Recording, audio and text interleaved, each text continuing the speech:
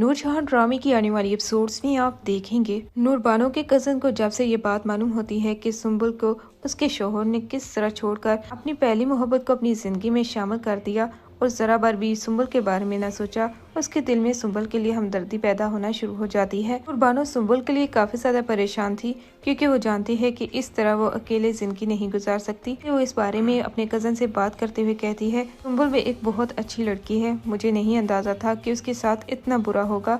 वो उस हवेली में एक नौकरानी की हैसियत से रहती थी। जहां ने अपने बेटे से उसकी शादी सिर्फ इसलिए करवाई ताकि वो अपना फैसला उस पर अपनी मर्जी से थोप सके। लेकिन ये तो शुक्र है कि सुंबुल के सामने नूरजहां की असलियत आ गई। मैं किसी हाल में भी अब उसे उस घर में नहीं देखना चाहती थी, इसीलिए मैंने फैसला किया कि वो इस घर में रहना शुरू कर दे। और इसके बाद ही नूरजहां ने अपने बेटे से सुंबुल को तलाक दिलवा दी। वैसे सुंबुल के साथ बहुत बुरा हुआ। सुंबुल के बारे में सोचकर मुझे काफी ज्यादा दुख होता है। नूरबानो आप पूरी कोशिश करेगी कि उसके कजन के साथ सुंबुल की शादी हो जाए, क्योंकि वो किसी न किसी तरीके से सुंबुल की मुश्किलात को हल करना चाहती है। दूसरी तरफ सफीना वो हुनैद को इस बात के लिए माफ करने के लिए तैयार तक नहीं होती कि आखिर वो नूरबानो पर गोली चलाने की हिम्मत भी कैसे कर सकता है। हुनैद को भी अपनी गलती का एहसास होने पर वो काफी ज्यादा शर्मिंदा होता है। वो मुराद से कहता है, मुझे अंदाजा नहीं था कि मेरी एक गलती की वजह से तुम्हें इस कदर तकलीफ पहुंचेगी।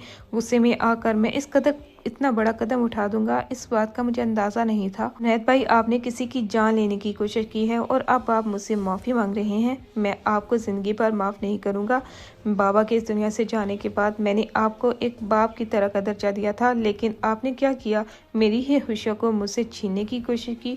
नूरबानो शुक्र है कि वो खुशकिस्मती से उसकी जान बच गई। अगर उसे कुछ भी हो जाता ना तो शायद मैं आपकी ही जान ले लेता। इधर नूरजहां इस सदमे से बाहर नहीं आ रही कि किस तरह नूरबानो ने उनके बेटों को आपस में लड़वा दिया। वो नूरबानो से कहती हैं, तुम्हें क्या लगता है कि इस तरह तुम अपनी साजिश में कामयाब हो जाओगी?